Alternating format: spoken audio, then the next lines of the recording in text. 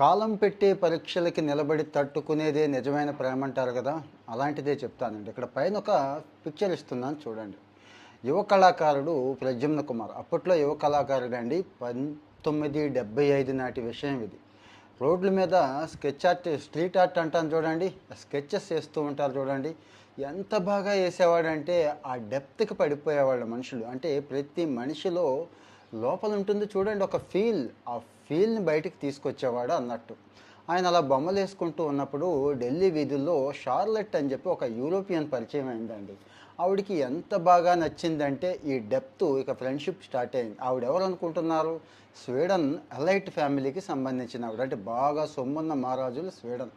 ఇక అది ఫ్రెండ్షిప్ వల్ల ప్రేమ అయిపోయింది, ప్రేమ పెళ్లిగా మారిపోయింది. కానీ ఆవిడ వెళ్ళిపోవాలి కదా, ఇది దేశం ఆవిడ కాదు కదా, అక్కడికి వెళ్ళిపోయే పరిస్థితి వచ్చిందండి. వెళ్ళిపోయేటప్పుడు ఆవిడ చెప్పింది, మనకి ఏ ఇబ్బంది లేదు, సొమ్ము ఉంది, అంతా ఉంది, ఫ్లైట్ టికెట్స్ నేనే వేసేస్తాను, వచ్చేసాయి, నాతో అక్కడే బతుకుదాం అందండి. కానీ అతను ఆగాడు. లేదు, ఇలా కాదులే, నేను వచ్చే రూట్ వేరే ఉంది అని చెప్పాడండి. చేతిలో చిల్లిగవ్వలేదు. దారి చాలా భయంకరమైన దారి. బస్ ఎక్కాడా, ట్రైన్ ఎక్కాడా అని మీరు అనుకోవచ్చు. సైకిల్ అండి, సైకిల్ని నమ్ముకున్నాడు. 7,000 కిలోమీటర్ల ప్రయాణం.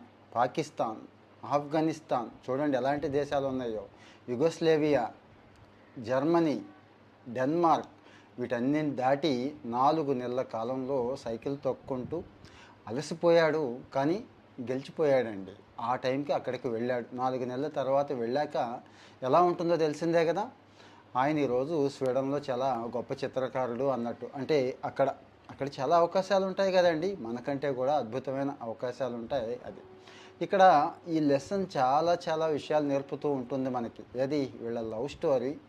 ఆయన చిత్రకళను నమ్ముకోవడం, నమ్ముకున్న దాంట్లో డెప్త్ని చూపించడం, వాళ్ళిద్దరూ ఇష్టపడటం, ఆవిడ రమ్మన్నా కానీ అతను రాకుండా వెళ్ళే అవకాశం ఉన్నా కానీ ఆయన ఒక దారి ఎంచుకున్నాడు చూడండి. ఒక దారి అంటే మీకు అర్థమైంది కదా. సైకిల్ ఎక్కి 7,000 కిలోమీటర్ల ప్రయాణం ఎందుకు చేస్తుంటాడు? ప్రతి కిలోమీటరు ఒక పరీక్షనండి. ప్రతి రాష్ట్రం, ప్రతి దేశం వెళ్ళే దారిలో ఎంత టఫ్గా ఉంటుందో మీకు తెలిసిందే. మరి ఈ టఫ్నెస్ని అతను ఎందుకు ఎంచుకున్నాడు? ఇంత కష్టపడి ఎందుకు ప్రయాణం చేశాడు? మీకేమైనా అర్థమైందా? ఎందుకు అతను అలాంటి సాహసం చేశాడు అనేది కామెంట్లో చెప్పండి. Thank you.